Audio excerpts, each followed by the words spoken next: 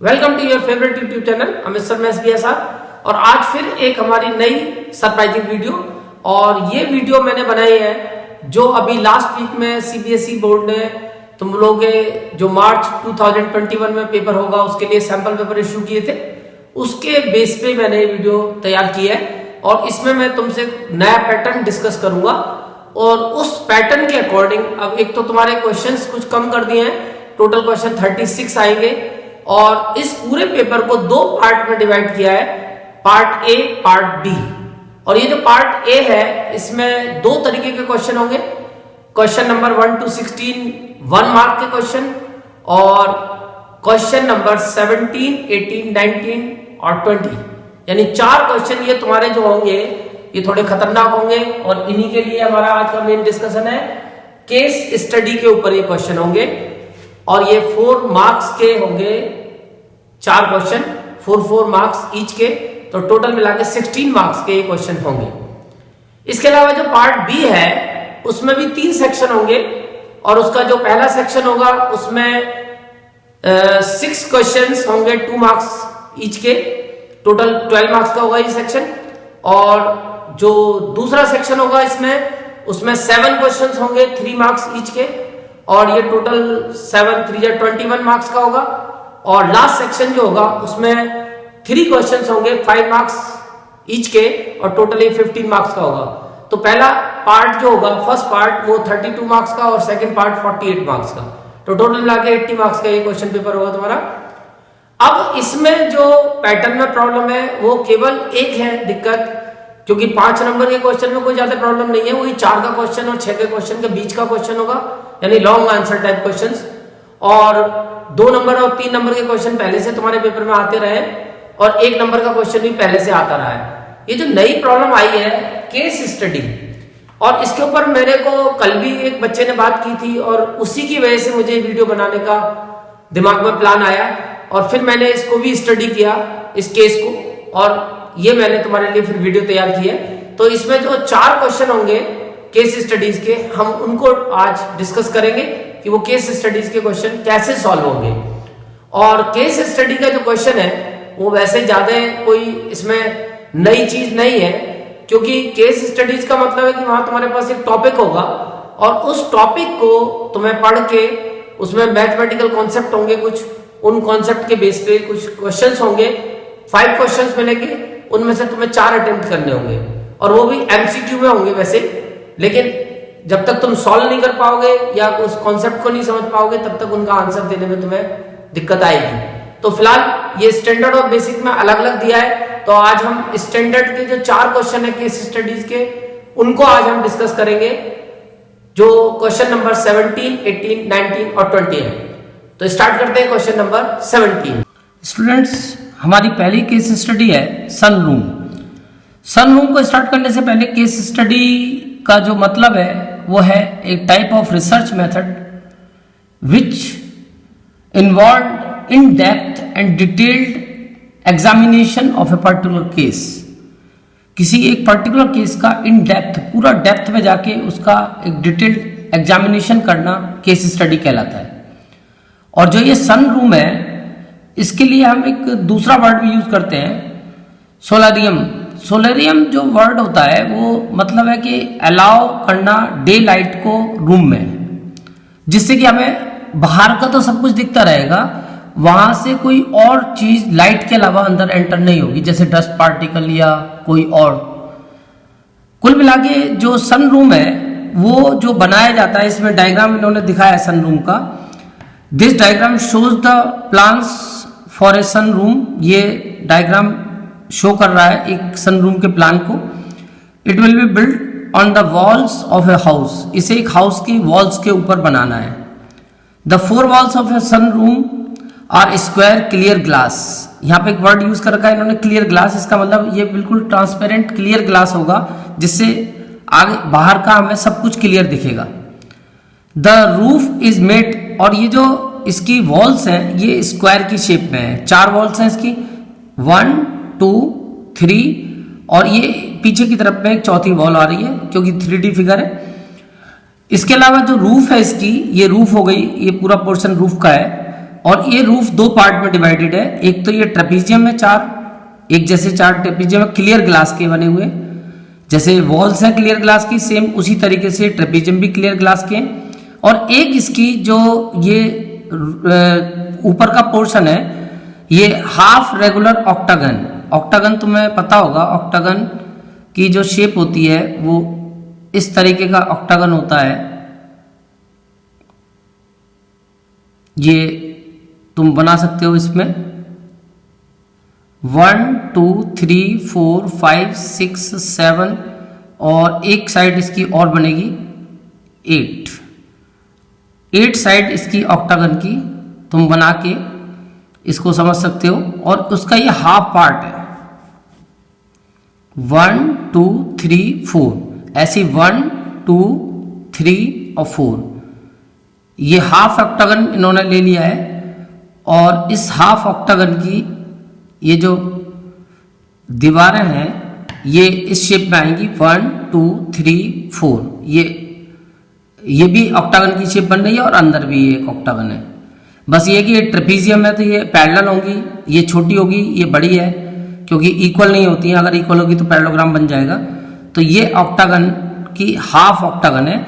अगर इसे तुम इमेजिनेशन में आगे लेके जाओगे तो ये पूरा ऑक्टागन बन जाएगा, सेम ऐसे ही इस तरीके से।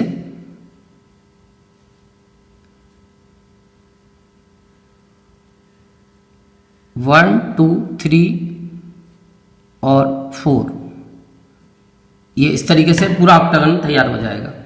तो कुल मिला के ये इन्होंने एक ऑक्टागन बना दिया है। और इस ऑक्टागन के जो साइड्स हैं उसमें से हाफ इन्होंने इसमें ऐड कर दिया। और ये इन्होंने एक वर्ड यूज किया है टिंटेड ग्लास पैनल। ये जो क्लियर ग्लास पैनल है, ये जो 4 है, ये तो ट्रेपीजियम वाले और स्क्वायर वाले तो क्लियर है, ये टिंटेड है। टिंटेड का मतलब लैमिनेटेड कह सकते हो। जैसे तुमने देखा होगा कभी कभी कार के जो शीशे होते हैं वो लैमिनेटेड शीशे होते हैं, उनमें से कुछ थोड़ी सी मतलब क्लियरिटी तुम्हें नहीं दिखाई देगी बाहर की तरफ से या अंदर की तरफ से। तो ये एक तरह से बिलर टाइप के हैं। और इसका जो ये टॉप व्यू है और ये इसका जो फ्रंट का है वो है, यानी टॉप तो तुम्हें ऊपर से देखने पे दिखेगा, फ्रंट तुम्हें सामने से दिखेगा। इसमें स्क्वायर है, ये चारों स्क्वायर है। और ये टॉप पे ये ट्रेपीजियम और इसके पीछे बैक साइड में ये कहीं ये ऑक्टागन होगा हाफ। अब इसके बाद इसके बेस पे कुछ हमें इसका देखो ये कि इन्होंने वो भी बना रखा है ग्राफ। ये ओरिजिन है, ओरिजिन का मतलब 0 0, और ये एक्स एक्सिस है और ये वाई एक्सिस है। और इसमें नंबर ऑफ ब्लॉक्स जो है वो 1 2 3 4 5 6 7 8 9 10 11 12 13 14 15 16 17 और 18, यानी कुल मिला के इसमें 18 ब्लॉक्स हैं। अब इसके बाद तुम्हें इसके बेस पे कुछ आंसर्स देने हैं जो जिसमें ये भी इन्वॉल्व होगा, कोऑर्डिनेट ज्योमेट्री का कॉन्सेप्ट इन्वॉल्व होगा। और कोऑर्डिनेट ज्योमेट्री के कॉन्सेप्ट के हिसाब से हम चलेंगे। तो सबसे पहला इसने क्वेश्चन दिया है टॉप व्यू, यानी ऊपर वाले को देखो ध्यान से। Find the mid point of the line joining this and this point, J और आई। ये जे और आई पॉइंट है, इनके कोऑर्डिनेट्स हमें दे रखे हैं और इसका मिड पॉइंट पूछते हैं। तो मिड पॉइंट का तो सीधा फार्मूला है, मिड पॉइंट के कोऑर्डिनेट निकालने का सीधा एक फॉर्मूला है हमारे पास कि x1 प्लस x2 अपॉन 2 और y1 प्लस y2 अपॉन 2। इस फॉर्मूले से सीधा तुम मिड पॉइंट निकाल सकते हो। तो इसका जो मिड पॉइंट आएगा, मान लो m, x1 6 है और x2 9 है, तो 6 प्लस 9 अपॉन 2 और 17 प्लस 16 अपॉन 2। अब इसको थोड़ा सॉल्व कर दोगे तो 6 प्लस 9 15 अपॉन 2 और ये 33 अपॉन 2। तो ये तुम्हारा मिड पॉइंट फाइंड हो गया। तो कुल मिला के क्वेश्चन में हमें थोड़ा सा अपना कोऑर्डिनेट ज्योमेट्री का फार्मूला यूज करना है और बाकी इसमें कोई इतनी दिक्कत नहीं है। अब इसके बाद हम देखते हैं इसका सेकंड पार्ट। तो सेकंड पार्ट इसका बी है। तुम्हें ये 5 पार्ट मिलेंगे, 5 में से 4 करने होंगे। तो सेकंड पार्ट बी में ये कहता है find the distance of the point P from Y axis. तो अगर तुम फिगर को ध्यान से देखो तो इसमें पी पॉइंट तुम्हें कहीं दिख नहीं रहा है टॉप व्यू में, क्योंकि रेफर टू टॉप व्यू कह रहा है और इसमें कहीं पी पॉइंट हमारे पास नहीं है टॉप में, तो ये क्वेश्चन मिस प्रिंट है। एक्चुअल में ए के जो एडजेसेंट है एक तो बी है और ए का एक एडजेसेंट पी है। अगर हम इस फ्रंट वाले को सामने से देखें तो एक ए के साथ में पी जुड़ा हुआ है और एक ए के साथ में बी जुड़ा हुआ है, और यहाँ पे हम देखते हैं ए के साथ में ये बी तो हमें दिख रहा है, लेकिन हमें दूसरा जो ए के साथ जुड़ा हुआ है वो जी दे रखा है। तो एक्चुअल में ये मेरे को लगता है जी ना होके पी होगा। और इसका डिस्टेंस अगर तुम मेजर करोगे यहाँ से तो अबाउट 1 2 3 पॉइंट समथिंग यानी कि 4 के आसपास आ रहा है। तो इसीलिए इसका आंसर इन्होंने 4 दिया हुआ है। वैसे यहाँ जो हम कॉन्सेप्ट यूज कर रहे हैं वो कॉन्सेप्ट में तुम्हें बता दूं, कॉन्सेप्ट हम यूज कर रहे हैं कि distance of the point from Y axis. ये क्वेश्चन 1 मार्क में आता है एमसीक्यू में कभी कभी। किसी भी पॉइंट का जो डिस्टेंस होगा वाई एक्सिस से वो होगा एक्स कोऑर्डिनेट, तुम्हें उसका एक्स कोऑर्डिनेट बताना है। और distance of the point from x axis, तो उसके लिए तुम्हें वाई कोऑर्डिनेट बताना होता है। तो वाई एक्सिस से जो डिस्टेंस देखते हैं वो एक्स कोऑर्डिनेट होता है और जो एक्स एक्सिस से डिस्टेंस देखते हैं वो वाई कोऑर्डिनेट होता है। अब आ जाओ दूसरे पे, अब फ्रंट पे आ जाओ। Distance between the point A and S, तो फ्रंट तुम्हें दिख रहा होगा ए और एस के बीच का डिस्टेंस, ए ये है और एस ये है। तो यहां से लेके यहां तक एक स्ट्रेट लाइन है और इस स्ट्रेट लाइन के तुम ब्लॉक काउंट कर लो तो टोटल ये 18 थे। 18 में से 1 इधर माइनस हो जाएगा, 1 इधर माइनस हो जाएगा, तो बीच में 16 आ जाएगा। तो इसका आंसर तो सीधा सीधा 16 हो गया। यानी यहाँ तुम्हें कोई कॉन्सेप्ट यूज नहीं करना, सीधा सीधा ही तुम्हें दिख रहा है, मेजर करके पता चल जाएगा। नेक्स्ट है फ्रंट का ही है, find the coordinate of the point which divide the line joining this A and be in 1:3। तो इसके लिए तुम्हें ए और बी के पहले कोऑर्डिनेट्स देखने पड़ेंगे, ए के और बी के। तो ए का एक्स कोऑर्डिनेट तो 1 है, ए का एक्स कोऑर्डिनेट 1 है और वाई कोऑर्डिनेट तुम्हें काउंट करना पड़ेगा ए का। तो यहां से काउंटिंग शुरू करोगे तो जहां तो 0 है 1 2 3 4 5 6 7 8, तो इसका कोऑर्डिनेट हुआ 8 1 8। अब बी का कोऑर्डिनेट, तो बी का ये वाई कोऑर्डिनेट पहले काउंट, एक्स कोऑर्डिनेट काउंट कर लो पहले यहां से। तो 1 2 3 4 5, तो बी का एक्स कोऑर्डिनेट तो 5 हुआ और वाई कोऑर्डिनेट में देखो यहां तक 8 तो आ रहा था पी तक, क्योंकि ये इसके सामने ही है बिल्कुल पी। इसके ऊपर काउंटिंग शुरू कर दो 1 2, तो ये 10 हो गया, तो ये हो गया 5 10। तो तुम्हारे जो पहले तुमने कोऑर्डिनेट्स फाइंड कर लिए ए और एस के, ए और बी के। तो ए के कोऑर्डिनेट तो फाइनली आया तुम्हारे पास, मैंने अभी निकाला था 1,8, और जो दूसरा पॉइंट है हमारा बी, उसका कोऑर्डिनेट आया था 5,10। अब इन दोनों पॉइंट्स के बीच का डिस्टेंस निकालना है, वो एक ऐसा पॉइंट फाइंड करना है इन दोनों के बीच का, ए और बी के, जो इस लाइन को 1:3 के रेशो में डिवाइड कर रहा है। मान लो ये पी पॉइंट मान लेता हूं मैं, वैसे पी पॉइंट तो डिफरेंट है हमारा, कहीं पी मैं कुछ और अलग ले लेता हूं, जैसे एस पॉइंट ले लेता हूं। एस, ये एस पॉइंट है जो इस लाइन को 1:3 के रेशो में डिवाइड कर रहा है। तो हमें इस एस पॉइंट के कोऑर्डिनेट निकालने, तो इसके लिए हमारे पास एक सेक्शन फॉर्मूला होता है। तो वो सेक्शन फॉर्मूला तुम यूज करोगे बाय यूजिंग सेक्शन फॉर्मूला, और सेक्शन फॉर्मूला यूज करके तुम इस एस पॉइंट के कोऑर्डिनेट निकाल दोगे। फॉर्मूला होता है m1 into x2, m1 x2 plus m2 x1 upon m1 plus m2। और y कोऑर्डिनेट निकालना है तो m1 into y2, m1 y2 plus m2 y1 upon m1 plus m2। ये हमारा सेक्शन फॉर्मूला है। इसमें वैल्यूज पुट कर दो, आंसर तुम्हारा निकल आएगा। m1 की वैल्यू है 1, x2 की वैल्यू है 10, प्लस m2 की वैल्यू है 3 और x1 की वैल्यू है 1 अपॉन 1 प्लस 3। और y निकालना है तो m1 की है 1 इंटू y2 की है 10। अच्छा, हमने यहाँ 5 लगानी है, ठीक है, यहाँ 5 लगेगी, ये मैंने गलती से लगा दी थी। तो 1 into 10 plus 3 into 8 upon 1 plus 3। अब इसको सॉल्व करेंगे तो 5 बन जाए 5 और 3 बन जाए 3, यानी 3 प्लस 5 अपॉन 4, और इधर सॉल्व करेंगे 10 बन जाए 10 प्लस 3 8 जा 24 अपॉन 4। और इसको और थोड़ा सा सॉल्व करेंगे तो ये 5 + 3 8 अपॉन 4 और ये 34 अपॉन 4। और इनको जब फाइनली डिवाइड कर देंगे हम तो ये 2 आ जाएगा और ये 4 8 जा 32 और 4 5 जा 20। तो कुल मिला के ये हमारा आंसर 2 और 8.5 आ गया, यानी 4th हमारा आंसर ऑप्शन सही है। इसके बाद जो नेक्स्ट क्वेश्चन है हमारा ई वाला, वो भी सेम यही है ई वाला। इसमें हमें जो दिया हुआ है वो दिया हुआ है कि एक पॉइंट है, नाम तो कुछ नहीं दिया इसका, इसे भी हम कुछ ले लेते हैं, जैसे z ले लेते हैं। एक पॉइंट है z और ये z पॉइंट के कोऑर्डिनेट दे रखे हैं xy और ये q और s से eq डिस्टेंट है। तो ये हमारी एक्सरसाइज देखा जाए तो 7.1 का कॉन्सेप्ट है। उसमें 7.1 में 3 क्वेश्चन दिए हुए हैं इक्यू डिस्टेंट के, और इक्यू डिस्टेंट का सीधा मतलब होता है कि इस पॉइंट का डिस्टेंस q से और इस पॉइंट का डिस्टेंस s से इक्वल है, यानी ZQ इक्वल ZS। अब ZQ अगर तुम निकालोगे तो डिस्टेंस फॉर्मूला लगाना पड़ेगा, डिफरेंस ऑफ एबिसिसा, एबिसिसा का डिफरेंस यानी x - 9 का स्क्वायर प्लस y - 8 का स्क्वायर, और इधर अगर हम ZS निकालेंगे तो x - 17 का स्क्वायर प्लस y - 8 का स्क्वायर।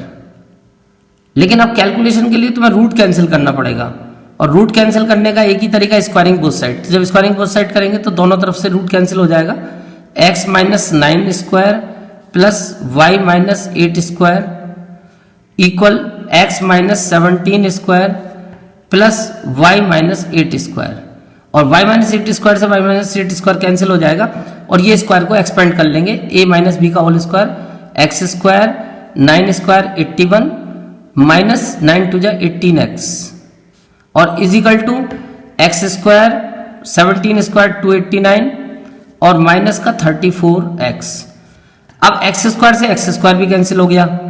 अब इस x वाली टर्म को हम इधर ले आएंगे तो माइनस 18x प्लस 34x, और इजिकल टू में 81 को इधर शिफ्ट करेंगे माइनस में, 289 माइनस 81, इन दोनों को माइनस करेंगे, 14 - 8 6 और 2 - 1 1, यानी प्लस का 16x, और 9 - 1 8 और 8 - 8 0 208, और 208 16 से कैंसिल हो जाएगा 13 टाइम्स, तो दोनों साइड अगर हम 16 से डिवाइड करेंगे तो आ जाएगा x = 13, और इसको इधर शिफ्ट करेंगे तो इक्वेशन बन गई x - 13 = 0, यानी हमारा सेकंड ऑप्शन सही है।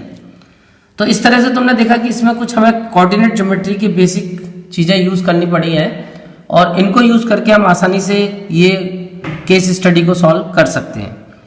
अब आते हैं हम अपने सेकंड केस स्टडी पे। ये जो second case study question number 18, ये सिमिलरिटी के ऊपर है, और सिमिलरिटी में एक बड़ी इंपॉर्टेंट टर्म होती है स्केल फैक्टर। जो कंस्ट्रक्शन ऑफ सिमिलर ट्राइंगल्स को अब सीबीएसई ने डिलीट कर दिया है, उसमें हम कई बार से सिमिलर ट्राइंगल्स बनाया करते थे, और सिमिलर ट्राइंगल की जो मेन खासियत होती है वो तुम्हें पता है कि सिमिलर ट्राइंगल्स हम ऐसे ट्राइंगल को बोलते हैं जिनकी शेप एक जैसी होती है, वैसे साइज भी एक जैसा होगा, यानी कॉन्ग्रुएंट होंगे तब भी वो सिमिलर है।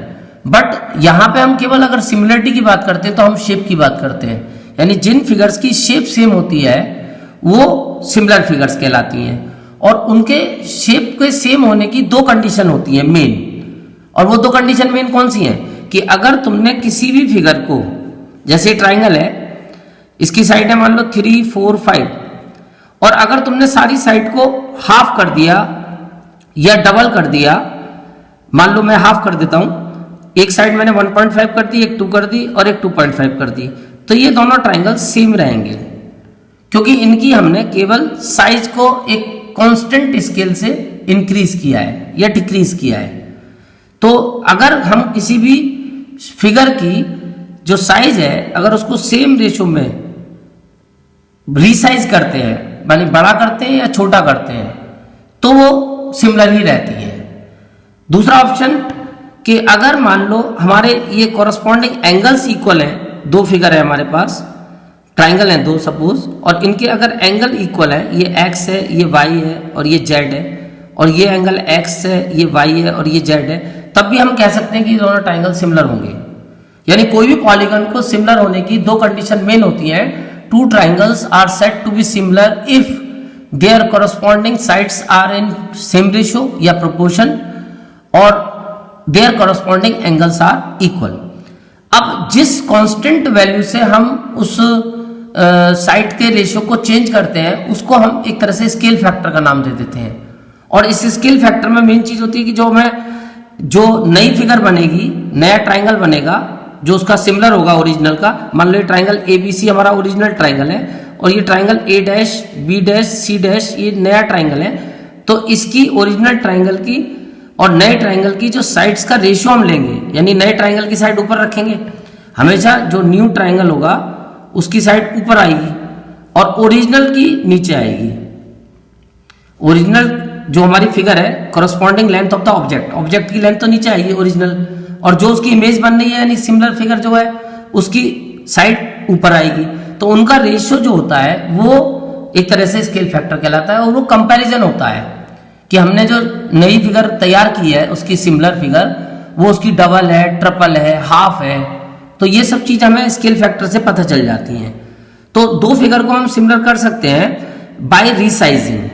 रिसाइजिंग का मतलब कि हम उसके केवल साइज को चेंज कर दें, लेकिन यहाँ साइज को चेंज करने में ये ध्यान रखना पड़ेगा कि हमें सेम रेशियो में इंक्रीज करनी पड़ेगी, यानी स्केल फैक्टर हमें सोचना पड़ेगा कोई कि हम अगर एक साइड को डबल कर रहे हैं तो हमें दूसरी भी डबल करनी है, तीसरी भी डबल करनी है, यानी कि उसकी सारी साइड को एक कांस्टेंट नंबर से मल्टीप्लाई या डिवाइड करके ही हम रिसाइजिंग करेंगे। इसके अलावा हमारे पास सिमिलरिटी की कंडीशन और है, वो है रोटेशन और टर्न। कि अगर हम फिगर्स को केवल रोटेट करते हैं, जैसे हमारे पास एक फिगर है, ये ट्राइंगल है, अब ये तुम्हें देखने में एक जैसे लग रहा है, दोनों सिमिलर हैं, लेकिन अगर मैं इसको रोटेट कर दूं तो हो सकता है तुम्हें ऐसा लगे कि पता नहीं ये सिमिलर है या नहीं है, लेकिन मैंने केवल क्या किया है, रोटेशन किया है, यानी ट्राइंगल तो वही है और सिमिलर है। मैं ये प्रूफ भी कर दूंगा क्योंकि ये दोनों के एंगल सेम है, इनकी साइड का रेशियो सेम है, सब कुछ सेम है और तुम्हें देखने में भी लग रहा होगा ये सिमिलर है। तो अगर हम इनको रोटेट कर देते हैं तो रोटेशन से सिमिलरिटी पे इफेक्ट नहीं पड़ता। अब देखो ये बिल्कुल एक जैसे लग रहे होंगे तुम्हें, ये सिमिलर भी लग रहे होंगे, तो इसका मतलब बाय रोटेशन से हम सिमिलरिटी पे कोई इफेक्ट नहीं डाल सकते। रोटेशन से सिमिलरिटी कांस्टेंट रहती है, यानी सिमिलर ही रहेंगे फिगर। इसके अलावा एक दूसरी टर्म है हमारे पास रिफ्लेक्शन और फ्लिप। फ्लिप का वर्ड तुमने सुना होगा, फ्लिप वर्ड, जैसे कि फ्लिप वर्ड जो हम यूज करते हैं वो हम जनरली फोल्डिंग में यूज करते हैं। तो अगर हम किसी फिगर को फोल्ड कर देते हैं, फ्लिप कर देते हैं, तो भी वो सिमिलर रहेगी। यानी अगर ये दोनों सिमिलर है तो इसको अगर हमने मोड़ दिया, फोल्ड कर दिया, तब भी ये दोनों सिमिलर ही रहेंगी और इसमें एक मिरर इमेज इनकी फॉर्म हो जाएगी। इस तरह से अगर तुम बीच में मिरर रख दोगे तो ये दोनों फिगर एक दूसरे के जैसी लगेंगी तुम्हें देखने में। तो ये मिरर इमेज का कॉन्सेप्ट आ जाएगा यहाँ पे, यानी जो फिगर एक दूसरे की मिरर इमेज है, रिफ्लेक्शन है एक दूसरे के, वो सिमिलर ही होती है। इसके अलावा ये ट्रांसलेशन और स्लाइड। तो ट्रांसलेशन जो है वो एक तरह का मूवमेंट होता है ज्योमेट्री में, जब हम किसी ऑब्जेक्ट को मूव करते हैं एक स्ट्रेट लाइन के अलोंग। जैसे ये कोई दो ऑब्जेक्ट है और हम एक स्ट्रेट लाइन में इसको मूव करते हैं इस तरीके से, तो ये इसके लिए हम वर्ड यूज करते हैं स्लाइड या ट्रांसलेशन। तो अगर हम किसी फिगर को ट्रांसलेट कर रहे हैं या स्लाइड कर रहे हैं तो उसकी सिमिलरिटी पे कोई इफेक्ट नहीं पड़ता। तो इसका मतलब कुल मिला के फाइनली जो गेम बना वो इतना बना कि अगर दो फिगर एक फिगर की दूसरी फिगर सिमिलर हो सकती है, यानी उसकी सिमिलरिटी कांस्टेंट रहेगी अगर हम केवल रिसाइज करें, फ्लिप करें, स्लाइड करें या टर्न करें, तो इससे सिमिलरिटी पे कोई इफेक्ट नहीं पड़ेगा, वो फिगर सिमिलर ही रहेंगी। अब इसके बेस पे जो क्वेश्चंस हैं हम उनकी बात करते हैं क्वेश्चंस की। तो इसके जो क्वेश्चंस हैं उनमें सबसे पहला क्वेश्चन एक मॉडल है बोर्ड का, ये एक बोर्ड का मॉडल है और इसका स्केल फैक्टर 1:4 है। तो सीधी सी बात है, तो तुम्हें पता है मॉडल छोटा होता है, ओरिजिनल बोर्ड तो बहुत बड़ी होती है, तो इसका मतलब ये बड़ा नंबर ये इमेज का होगा, ये बड़ा वाला नंबर इमेज का होगा और ये छोटा नंबर हमारे ओरिजिनल मॉडल का है। तो मॉडल तो 1 और इमेज 4 टाइम्स, यानी रेशियो इनका 1:4 है, यानी कि जो हमारा एक्चुअल में बोर्ड बनेगा वो इसका 4 टाइम्स रहेगा। अगर ये हमने इसकी लेंथ को जितने का लिया उसकी 4 टाइम्स इसकी लेंथ आएगी, इसकी विड्थ हमने जितने की लिए उसकी 4 टाइम्स इसकी विड्थ आएगी। ऐसे इसकी हाइट के बारे में भी हम इसी तरह से बात करेंगे। तो एक कांस्टेंट नंबर से हम मल्टीप्लाई कर रहे हैं तो बिल्कुल सिमिलर फिगर बनेगी, इसके जैसी ही बनेगी। अभी कहता है कि जो मॉडल है उसकी लेंथ तो 120 सेंटीमीटर है, यानी बहुत छोटा सा है, इसकी लेंथ 120 सेंटीमीटर है, और the full size of the boat has width, और जब बोट बन के आएगी इस स्केल की तो उसकी विड्थ हमें 60 सेंटीमीटर दे रखी है। What is the width of the scale model, अब इसकी विड्थ कितनी रही होगी? जब इसकी ओरिजिनल बोट बनी उसकी विड्थ 60 ओरिजिनल जो बोट बनी उसकी विड्थ 60 सेंटीमीटर है, तो हमारी जो स्केल मॉडल है उसकी विड्थ कितनी रही होगी, ये बात करता है ये।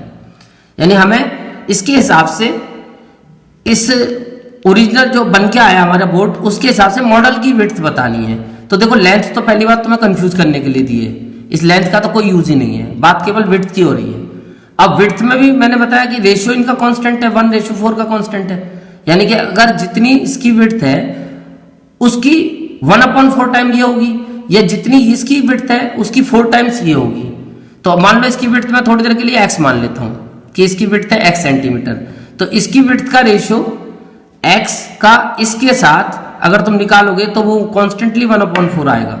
अब इसको अगर क्रॉस मल्टीप्लाई करते हो तो 4x = 60 और x की वैल्यू निकल के आ जाती है 15 सेंटीमीटर, यानी कि हमारा ऑप्शन 3 सही है। तो यहाँ पे हमने जो कॉन्सेप्ट यूज किया है वो यूज किया है कि स्केल फैक्टर से हम चाहे तो दूसरी एक की अगर हमें वैल्यू पता है तो दूसरे की वैल्यू निकाल सकते हैं। जैसे अब हम चाहे तो मॉडल की हमें लेंथ पता है कि मॉडल 120 का है तो हम इसकी लेंथ भी निकाल सकते हैं बोट की। तो बोट की जो लेंथ आएगी इसकी 4 टाइम्स होगी, 120 × 4 0 4 2 8 4 1 4 480 सेंटीमीटर, यानी ये बोट 480 सेंटीमीटर की होगी। वैसे उन्होंने पूछी नहीं है लेकिन मैंने तुम्हें बता दिया कि अगर हमारे पास इसकी मॉडल की डायमेंशन पता है या इसका डायमेंशन पता है तो हम एक दूसरे का निकाल सकते हैं इस स्केल फैक्टर को यूज करके। अब इसके बाद आते हैं हम अपने बी पार्ट पे। तो हमारा जो बी पार्ट है, इस बी पार्ट में हम बात करेंगे सिमिलरिटी की। तो what will be the effect of similarity of any 2 polygons.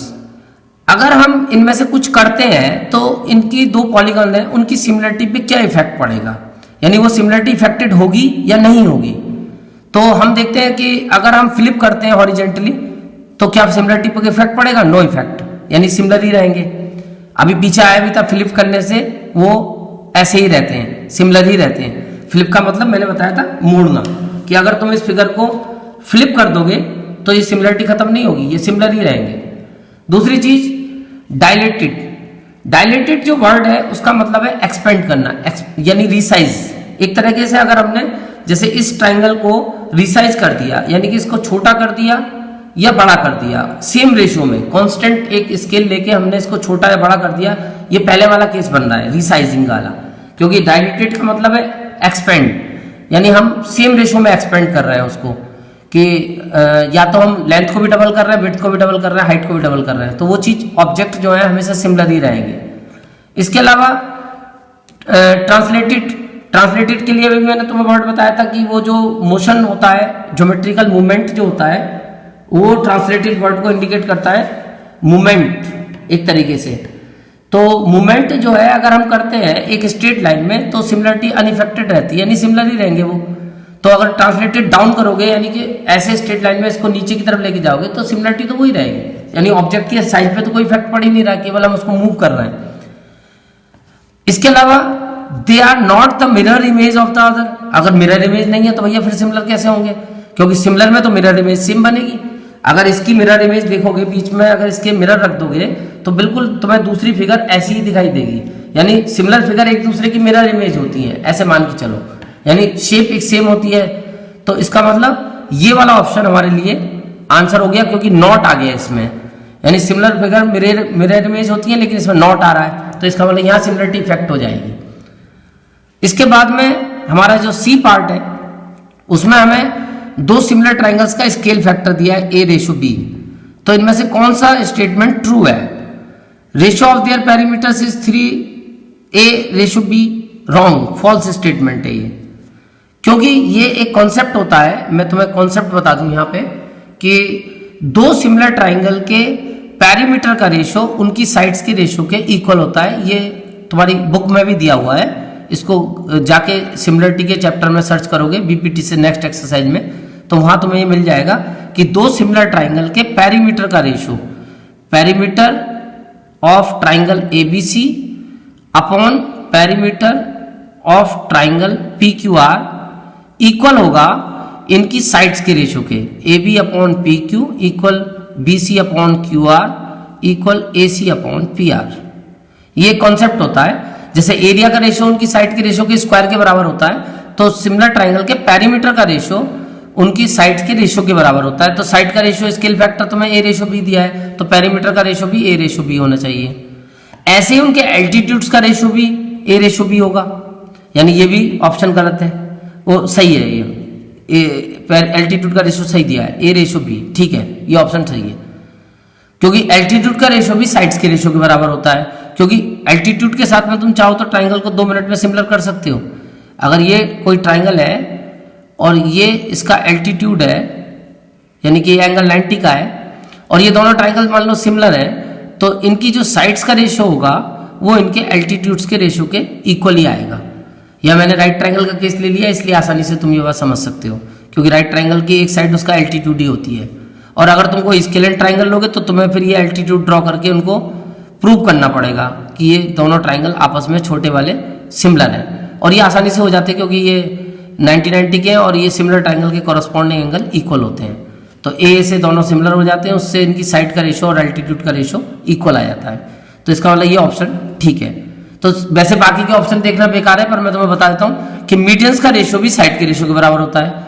ये एक्सरसाइज 6.3 में क्वेश्चन है हमारे पास, क्वेश्चन नंबर लास्ट शायद आई थिंक 16 क्वेश्चन है। तो इसमें हमें प्रूव करना होता है कि दो सिमिलर ट्राइंगल की मीडियंस का रेशियो उनकी साइड के रेशियो के बराबर है। ऐसे ही एंगल बाइसेक्टर्स का रेशियो भी साइड के रेशियो के बराबर है। ये भी क्वेश्चन है एक्सरसाइज 6.3 में, शायद क्वेश्चन नंबर 10 है, देख लेना इसको जाके। तो इसमें भी हमें ये प्रूव करना होता है कि एंगल बाइसेक्टर्स का रेशियो साइड के रेशियो के बराबर है। तो केवल हमारा एक सेकंड ऑप्शन ओके है, क्योंकि इसमें एल्टीट्यूड का रेशियो सही आ रहा है साइड के रेशियो के इक्वल, बाकी में साइड के रेशियो के इक्वल नहीं आ रहा, इसलिए ये सारे ऑप्शन गलत है। इसके बाद ये आता है एक शेडो दी है स्टिक की, एक स्टिक है 5 मीटर की, ये स्टिक होगी 5 मीटर की और इसकी शेडो बन रही है 2 मीटर की। अब ये कह रहा है उसी टाइम पे, सेम टाइम का मतलब है ये एंगल सेम है एलिवेशन सन का, यानी ये एंगल दोनों का इक्वल है। तो सेम टाइम पे जो शेडो बनेगी इस ट्री की वो कितनी बनेगी? At the same time the shadow of a tree, इतने मीटर हाइट का वो ट्री है, 12.5 मीटर हाइट का, इसकी शेडो कितने की बनेगी?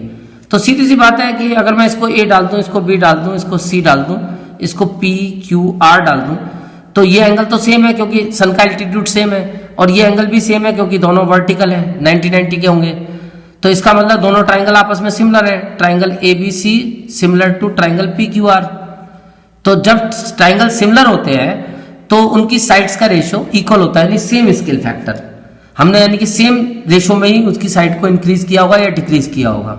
तो इसका मतलब इसकी जो इस वाली साइड का रेशियो होगा ए बी का, इस वाली साइड के साथ पी क्यू के साथ ए बी की कॉरस्पॉन्डिंग होगी पी क्यू, वो इक्वल होगा इसकी जो बी सी साइड होगी और जो इसकी क्यू आर साइड होगी। अब अगर तो इनकी वैल्यू पुट करोगे तो ए बी की वैल्यू 12.5, पी क्यू की वैल्यू 5 और बी सी की वैल्यू x और क्यू आर की वैल्यू 2। अब इसको क्रॉस मल्टीप्लाई करेंगे तो 5x इक्वल 25, तो x की वैल्यू 5 मीटर आ जाएगी। तो कुल मिला के इसकी जो शेडो बनेगी 5 मीटर की, यानी फोर्थ ऑप्शन ठीक है। इसके बाद में इन्होंने एक नेक्स्ट क्वेश्चन दिया ई, वैसे ये थोड़ा कॉम्प्लिकेटेड है, चाहो तो इस क्वेश्चन को तुम छोड़ भी सकते थे क्योंकि 4 पार्ट करने थे तुम्हें, बट फिलहाल हम कर लेते हैं। इसमें एक स्टूडेंट को मैथमेटिकल मॉडल दिया है एक फार्म हाउस की रूफ का। तो ये जो चलता है वो फॉरेन कंट्रीज में चलता है, ये फॉरेन में, और वहाँ पे क्या करते हैं वो कि ये जो फार्म हाउस में अपनी, क्योंकि वहाँ जो रूफ्स होती हैं वो स्लोप लिए हुए होती हैं, क्योंकि वहाँ ठंड बर्फ ज़्यादा पड़ती है, तो बर्फ के फ्लो को नीचे की तरफ में वो निकल जाए, यानी छत पे जमा ना हो, इसलिए वो स्लोप वाली छत बनाते हैं। तो वो जो इतना एरिया होता है उसको भी वो यूटिलाइज करते हैं, छोटा सा कोई इसमें स्टोर या कोई छोटा सा रूम बना देते हैं जिससे ये वेस्ट ना हो। वरना वो छत के ऊपर अगर स्लोप बनाएंगे, सॉलिड बनाएंगे, तो एक तो मटेरियल ज़्यादा लगेगा, तो इसको हॉलो रखते हैं अंदर से और इसको एक स्टोर रूम की तरह वो यूज़ करते हैं। तो इसका जो ये बेस है नीचे का, ये स्क्वायर बेस है। और जिस बीम पे ये छत रुकी हुई है, ये बीम जो है एक प्रिज्म है, और ये प्रिज्म जो होते हैं वो अक्सर रेक्टेंगुलर प्रिज्म तो क्यूबॉइड होते हैं, और स्क्वायर प्रिज्म जो होते हैं वो क्यूब होते हैं। तो ये रेक्टेंगुलर प्रिज्म है, यानी कि इसको अगर तुम ज्वाइन कराओगे तो ये क्यूबॉइड की शेप ले लेगा। इसके ये डायमेंशन यानी कि डिफरेंट होंगे, हो सकता है ये लेंथ ज़्यादा होगी, ये लेंथ कम होगी। तो ये इसके बीम पे ये छत रुकी हुई है, ये बीम का काम कर रहे हैं, ये वाले जो पिलर्स हैं ये बीम का काम कर रहे हैं। और हमें साथ में ये भी दिया है कि एक तो इसका फ्लोर स्क्वायर की शेप में, ये जो फ्लोर है नीचे का ये तो स्क्वायर की शेप में है, और इसकी साइड 12-12 की है। इसके अलावा इसमें हमें ये भी दिया है कि जो बीम्स हैं इसकी सपोर्ट के लिए रूफ की, वो एक रेक्टेंगुलर प्रिज्म है, यानी क्यूबॉइड की शेप में। ये जो मैंने बनाया है ये क्यूबॉइड की शेप में ये बीम है, इससे इस पे ये छत रुकी हुई है, इन पॉइंट्स पे ये छत रुकी हुई है। ये जो पॉइंट है इसको सपोर्ट दे रहे हैं चारों इसकी साइड्स को। और इसके अलावा जो इनके ये दिया है 80 का मिड पॉइंट ई दिया है, E is the mid point of 80, F BT का, जी ये सब मिड पॉइंट दिए हुए हैं। ये ई इसका मिड पॉइंट है 80 का, और एच इसका मिड पॉइंट है टी का, और एफ इसका मिड पॉइंट है टी का, और जी इसका मिड पॉइंट है टी का। तो अब तुम्हें इसकी तो डायमेंशन पता है, अब तुम्हें इसकी डायमेंशन निकालनी है। जो अंदर ये क्यूबॉइड बनाया है इसकी ये वाली एच बतानी है, ई एफ। तो इसके लिए तुम 9th क्लास में पहुंच जाओ, सिंपल क्वेश्चन हो जाएगा। 9th क्लास में पहुंच जाओ और बहुत आसानी से तुम इसको कर सकते हो। ये एक ट्राइंगल बनना है TAB, जिसकी AB साइड 12 मीटर की है, और इसका मिड पॉइंट है E और इसका मिड पॉइंट है F। और तुमने मिड पॉइंट थ्योरम पढ़ी है 9th क्लास में, बाय मिड पॉइंट थ्योरम। तुम यहाँ पे मिड पॉइंट थ्योरम का यूज करके आसानी से आंसर निकाल सकते हो। वैसे सिमिलरिटी से भी हो जाएगा, बट इसे मिड पॉइंट थ्योरम से करो, 2 मिनट में आंसर आएगा। कि जो लाइन मिड पॉइंट को मिलाती है वो थर्ड साइड के पैरेलल होती है और उसकी हाफ होती है।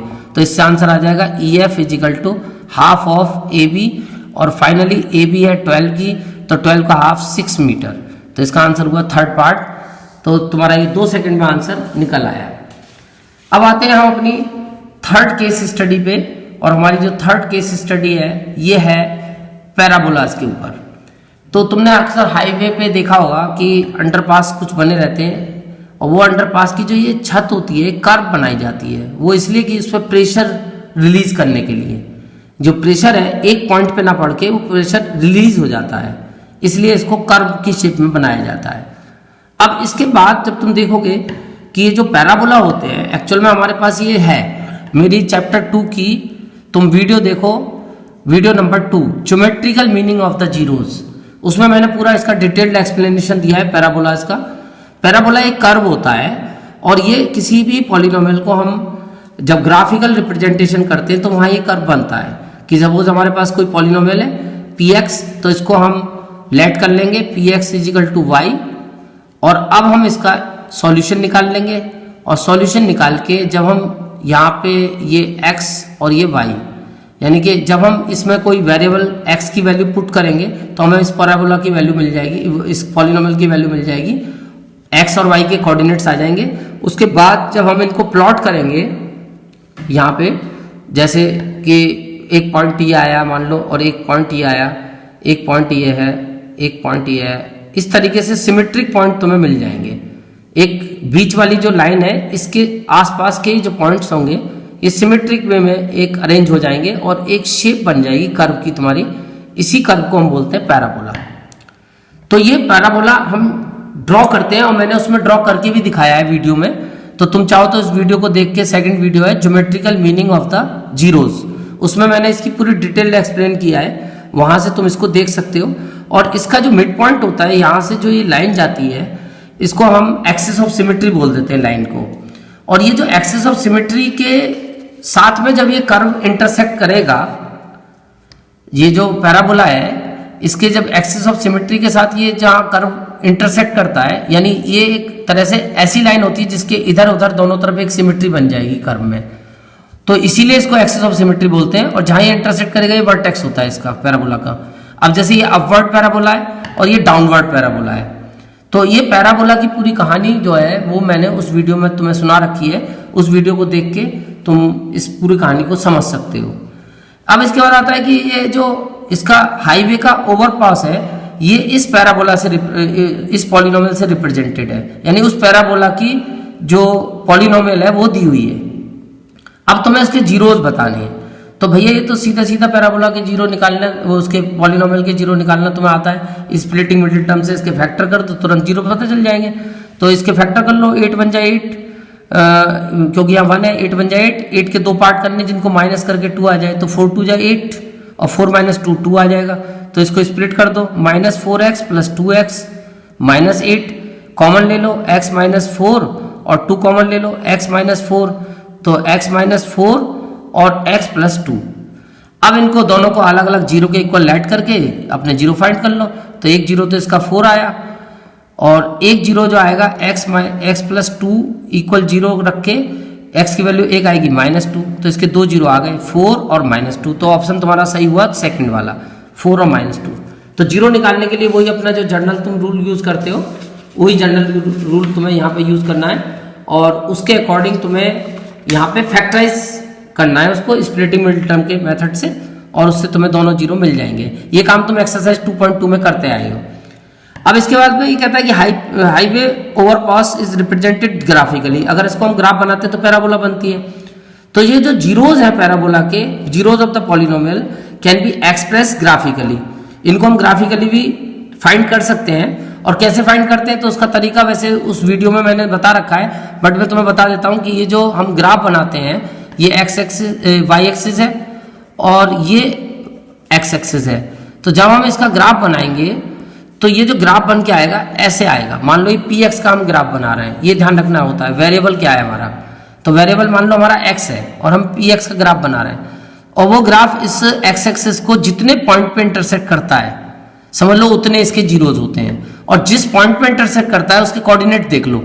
जैसे इसका कोऑर्डिनेट मान लो मैं थोड़ी देर के लिए 3 0 और इसका कोऑर्डिनेट मान लो -2 0, तो इसके जो नंबर ऑफ जीरोज हुए वो तो 2 हुए, नंबर ऑफ जीरोज तो हुए 2, क्योंकि जितने पॉइंट पे वो इंटरसेक्ट करेगा, कभी कभी 2 पॉइंट पे करता है, मैक्सिमम 2 पे ही करता है। अगर हम एक यू को बना के एक लाइन से इंटरसेक्ट कराएं तो वो मैक्सिमम 2 पॉइंट पे इंटरसेक्ट कर सकता है। अदरवाइज ऐसा भी केस बनता है कि वो 1 पॉइंट पे भी इंटरसेक्ट कर सकता है, ऐसे भी कर सकता है। तो इसमें 1 जीरो होगा, नंबर ऑफ जीरो 1। और ऐसा भी हो सकता है कि वो इंटरसेक्ट ही ना करे, ऐसा भी केस बन सकता है कि वो एक्स एक्सिस को इंटरसेक्ट ही ना करे।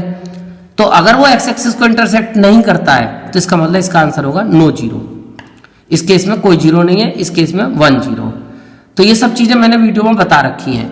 अब तुम्हें जीरोस की वैल्यू बतानी है तो वो भी पता लग जाती है। तो जो एक्स कोऑर्डिनेट होता है इंटरसेक्टिंग पॉइंट का वही हमारा जीरो होता है, यानी कि हमारे जो अल्फा आएगा, पहला जीरो -2 और दूसरा जीरो 3।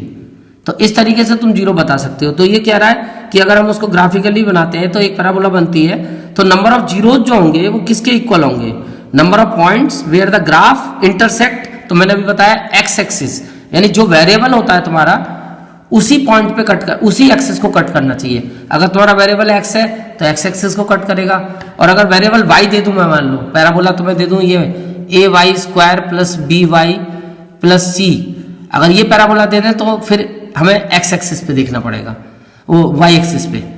अगर वेरिएबल एक्स है तो एक्स एक्सिस पे इंटरसेक्ट करेगा, वहां से जीरो मिलेंगे, और अगर वाई वेरिएबल है हमारा तो वाई एक्सिस को इंटरसेक्ट करेगा, वहां से जीरो मिलेंगे। तो फिलहाल इसमें क्योंकि वेरिएबल तुम्हारा इनने एक्स दिया है, ज्यादातर क्वेश्चन में सब में एक्स चल रहा है, तो इसका मतलब फिर वो जो इंटरसेक्ट द एक्स एक्सिस आएगा। ये मैंने तुम्हें थोड़ी फालतू बात बताई है क्योंकि ये टॉपिक वहां पे हमारी एनसीईआरटी में नहीं दे रखा है, लेकिन तुम खुद कॉमन सेंस लगा सकते हो, क्योंकि तुम्हारा पॉलिनोमियल तो एक्स में है तो इसको लेट तो वाई करोगे ना, और तुम्हें वाई की वैल्यू जीरो करनी है, तो वाई की वैल्यू जीरो तो एक्स एक्सिस पे होती है, क्योंकि एक्स एक्सिस पे ही वाई की वैल्यू जीरो मिलेगी तुम्हें। ये समझ लो तुम्हारा पॉलिनोमियल की वैल्यू है और ये तुम्हारा एक्स है, तो एक्स की वैल्यू रखने पे ये पी एक्स जीरो हो रहा है, तो ये तो केवल केस बनेगा एक्स एक्सिस पे ही ना, कि एक्स एक्सिस पे तो वाई की वैल्यू जीरो होगी।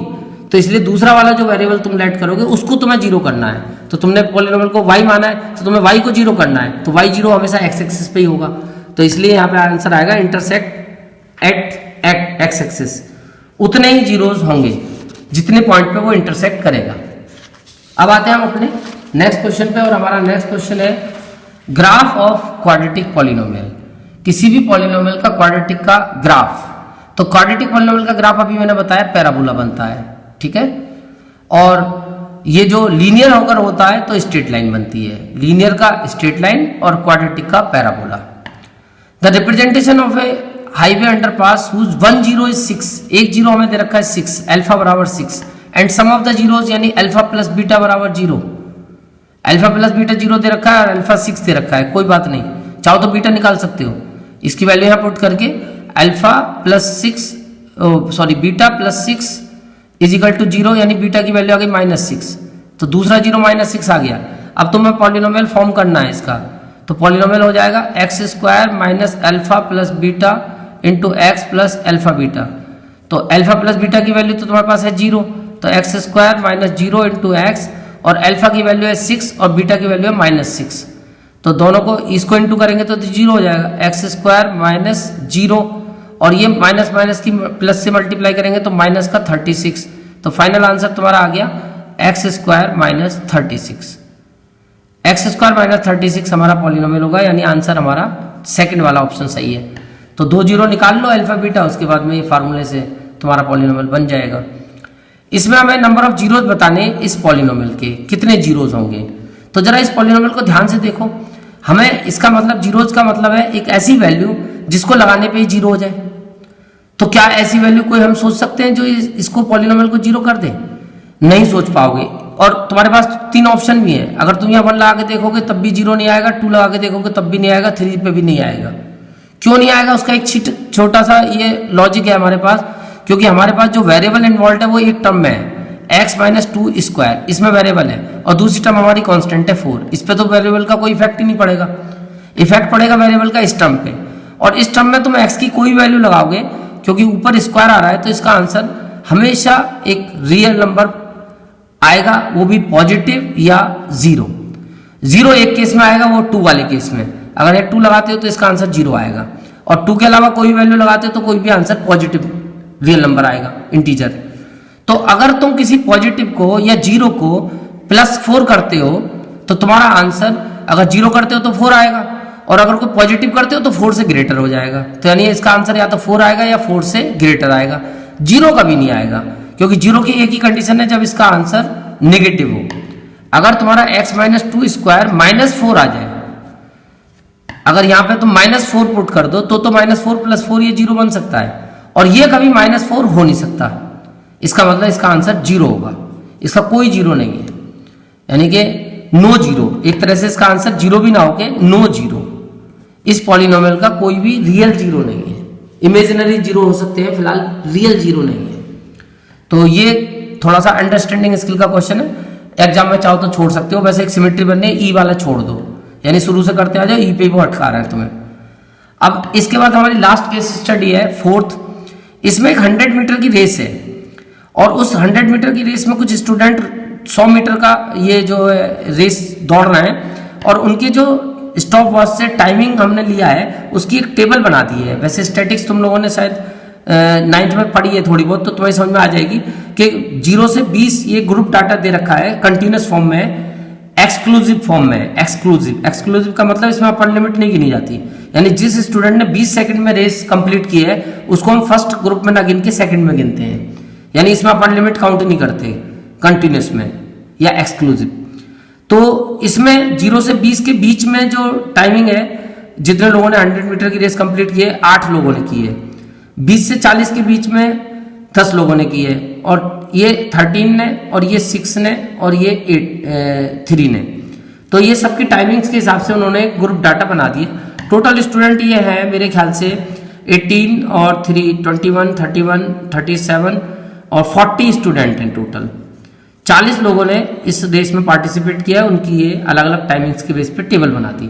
अब तुमसे क्या क्वेश्चन पूछते हैं, तो तुमसे पहला क्वेश्चन पूछते हैं एस्टिमेटेड मीन टाइम। अच्छा, मीन निकालना है, तो भैया मीन निकालने के लिए जो तरीका होता है ये तो फ्रीक्वेंसी होती है और ये क्लास इंटरवल होती है। हमारे पास एक डायरेक्ट मेथड होता है, बड़ा सिंपल मेथड होता है, तो उसके लिए तुम्हें बस x निकालना पड़ेगा। x का मतलब होता है मिड वैल्यू, इसको क्लास मार्क भी बोलते हैं। तो ये कैसे निकलती है, upper limit plus lower limit upon 2, इन दोनों को ऐड करके हाफ कर दो, यानी 0 + 20 अपॉन 2 कर दो, तो फिलहाल 0 + 20 अपॉन 2 10 आ जाएगा। ऐसे ये 30 आ जाएगा और ये 50 आ जाएगा और ये 70 आ जाएगा और ये 90 आ जाएगा। इसके बाद में फिर तुम्हें दूसरा स्टेप करना होता है xi इंटू एफ आई।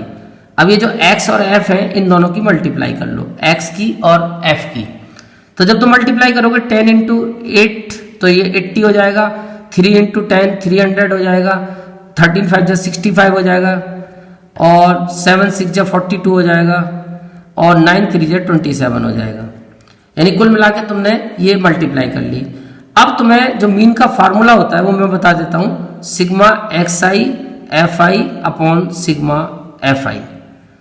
यानी कि इसका जो टोटल आएगा, इसका टोटल सिग्मा fi xi इस वाले कॉलम का जो टोटल है वो हमें इस फ्रीक्वेंसी वाले जो सिग्मा fi हमने निकाल रखा है इससे डिवाइड करना होता है। तो इसका टोटल जो आएगा 0, लास्ट में तो 0 आएगी और इधर 7 और 2 9 और 5 14 और 8 22 और ये कैरी चला गया 2 4 और 4 8 और 6 14 और 3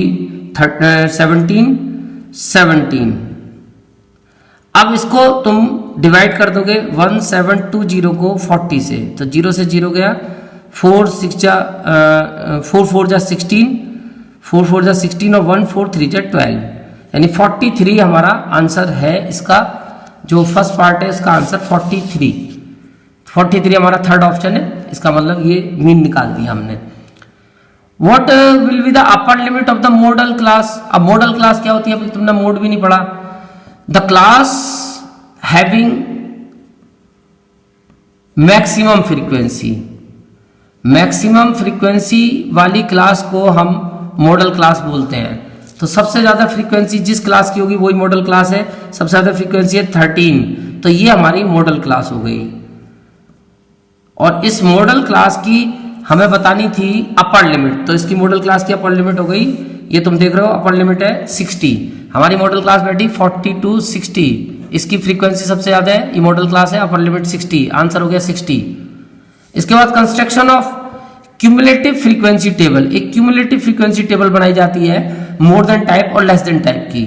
यानी क्यूमुलेटिव फ्रीक्वेंसी टेबल दो तरीके की होती है, एक होती है मोर देन टाइप और एक होती है लेस देन टाइप। और इस क्यूमुलेटिव फ्रीक्वेंसी टेबल से हम क्या डिटरमाइन करते हैं, यूजफुल इन डिटरमाइनिंग, तो इससे हम मीडियन निकालते हैं। और क्यूमुलेटिव फ्रीक्वेंसी टेबल से मीडियन निकालना हम कैलकुलेशन से भी निकाल सकते हैं। हमारे पास एक्सरसाइज में क्वेश्चन है, थर्ड एक्सरसाइज में स्टैटिक्स में, उसमें हमें क्वेश्चन में एक क्यूमुलेटिव फ्रीक्वेंसी टेबल दी है और उससे हमें मीडियन निकालनी है। इसके अलावा हम क्यूमुलेटिव फ्रीक्वेंसी टेबल से ग्राफ भी बना सकते हैं, कर्व्स बना सकते हैं, ओजाइव, वो ओजाइव से भी हम मीडियंस निकाल सकते हैं। तो हमारे पास दोनों तरीके होते हैं क्यूमुलेटिव फ्रीक्वेंसी टेबल से, हम कैलकुलेशन से फॉर्मूले के थ्रू भी मीडियन निकाल सकते हैं और ग्राफ से भी। तो कुल मिला के केवल हम मीडियन ही निकाल पाते हैं। Sum of the lower limit of median class and modal class, modal class और मीडियन क्लास का जो लोअर लिमिट है उनका सम, तो मॉडल क्लास तो हमें पता है, मीडियन क्लास कैसे निकलेगी, तो भैया मीडियन क्लास निकालने के लिए एक स्टेप करना पड़ेगा, एक तुम्हें इसकी क्यूमुलेटिव फ्रीक्वेंसी भी निकालनी पड़ेगी, तभी तुम्हें मीडियन क्लास पता चलेगी। तो मीडियन क्लास के लिए क्यूमुलेटिव फ्रीक्वेंसी निकालते हैं। क्यूमुलेटिव फ्रीक्वेंसी पहली क्लास की तो f1 होती है, दूसरे क्लास की f1 प्लस f2 होती है, तो 8 प्लस 10 18, और तीसरे क्लास की f1 plus f2 plus f3 होती है, तो 18 में 13 और ऐड कर लो, तो 18 और 3 21 और 31 हो जाएगी। इसके बाद फिर जो हमारी चौथी क्लास की आएगी f1 f2 f3 f4, यानी यहां तक का सम हमारा 31 है, इसमें 6 और ऐड कर लो 37। उसके बाद में लास्ट क्लास की जो होगी वो इन सब का सम आएगी, यानी कि 40। तो ये ऐड करते चले जाते हैं, f1 में f2 ऐड कर दो, फिर f2 में f3 ऐड कर दो, f3 में f4 ऐड कर दो, f4 में f5 ऐड कर दो। अब जो लास्ट क्लास की क्यूमुलेटिव फ्रीक्वेंसी आती है इसे n मान लेते हैं, और अब इस n को हाफ करते हैं हम, इस n को हाफ करते हैं, मीडियन क्लास के लिए काम कर रहे हैं हम। तो ni 40 का हाफ कर दिया 20 आ गया। अब इस 20 से नेक्स्ट नंबर हम इसमें ढूंढेंगे क्यूमुलेटिव फ्रीक्वेंसी में, तो 20 से नेक्स्ट नंबर है 31। तो ये नंबर जिस क्लास में होगा वो ही हमारी मीडियन क्लास कहलाती है। यानी जिस क्लास में हमारी जो टोटल फ्रीक्वेंसी से का हाफ करके जो नंबर आता है वो उससे ग्रेटर नंबर जिस क्यूमुलेटिव फ्रीक्वेंसी की नंबर में क्लास में लाइज करता है, वो क्लास हमारी मीडियन क्लास कहलाती है। तो हमारी मीडियन क्लास जो हुई वो हो गई फिर से 40 to 60। तो इसकी लोअर लिमिट 40 और इसकी लोअर लिमिट भी 40, दोनों की लोअर लिमिट 40 आ गई, इसकी लोअर लिमिट भी 40 है। तो जो सम आया वो 40 + 40 यानी कि आंसर हुआ 80। तो इसका मतलब हमारा थर्ड पार्ट सही है। How many student finished the race within 1 minute? 1 minute से पहले पहले कितने स्टूडेंट ने रेस को फिनिश किया? तो इन लोगों ने भी किया 0 to 20 के बीच में 20 सेकंड से पहले पहले कर लिया इन 8 लोगों ने। तो 8 लोग तो ये हो गए जिन्होंने 20 से पहले पहले किया।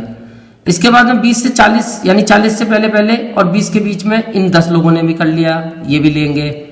और 40 और 60 के बीच में यानी बिलो 60 में और 40 के बीच में 13 लोगों ने भी कंप्लीट किया, तो ये भी लेंगे। यानी इसी क्लास की क्यूमुलेटिव फ्रीक्वेंसी बता दो, 31 आंसर होगा। यानी हमें 1 मिनट से पहले पहले जितने लोगों ने रेस कंप्लीट किया उन सबकी काउंटिंग बतानी है। तो उसके लिए क्यूमुलेटिव फ्रीक्वेंसी है, क्योंकि ये F1, F2, F3 का सम है, तो हमें इनका तीनों का सम बताना था। तो कुल मिला के इसका आंसर 31। तो कुल मिला के अभी हमारी केस स्टडीज कंप्लीट हुई और इसके बाद अब मैं नेक्स्ट वीडियो में बेसिक जो हमारे स्टूडेंट्स हैं जिन्होंने बेसिक मैथ्स अडॉप्ट किया है उन लोगों की जो 4 केस स्टडी है मैं नेक्स्ट वीडियो में उसको डिस्कस करूंगा।